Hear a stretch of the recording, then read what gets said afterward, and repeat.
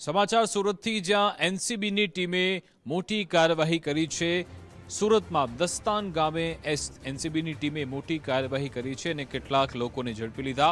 વિગત એવી છે કે દસ્તાન રેસિડેન્સીમાંથી બિશ્નોઈ ગેંગના 3 સાગરીતોને ઝડપવામાં આવ્યા છે। આરોપી પાસેથી એક કાર પણ જપ્ત કરાઈ।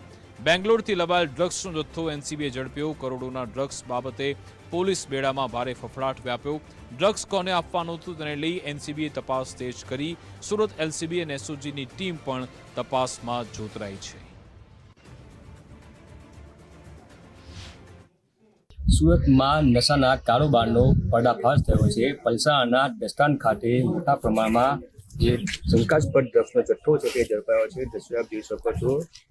દસ્તાન ખાતે આવેલી દસ્તાન હાઉસ રેસિડેન્સી છે, તેમાંથી મોટા પ્રમાણમાં એનસીબીની ટીમે જે શંકાસ્પદ ડ્રગ્સનો જથ્થો છે તે ઝડપી પાડ્યો છે। મહત્વનું છે કે એનસીબીની ટીમને બાતમી મળી હતી। બાતમીના આધારે આ એનસીબીની ટીમે છાપો માર્યો હતો અને દ્રશ્યો આપ જોઈ શકો છો। આ ફોર્ચ્યુનર કાર છે, કારમાંથી મોટા પ્રમાણમાં શંકાસ્પદ જે ડ્રગ્સનો જથ્થો છે તે મળી આવ્યો છે। પોલીસે જે 3 જેટલા શંકાસ્પદ લોકો છે તેમની પર અટકાયત કરી છે અને પૂછપરછ કરવામાં આવી રહી છે।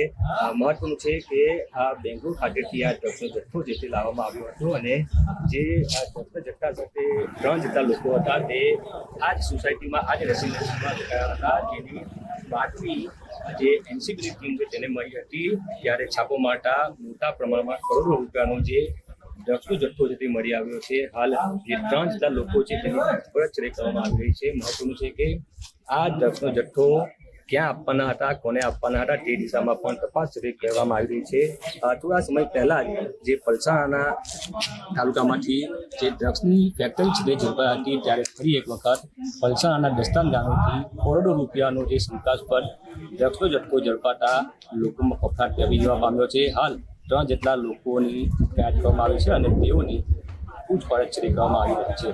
ઉદય જાદવ, ગુજરાત ફર્સ્ટ, સુરત।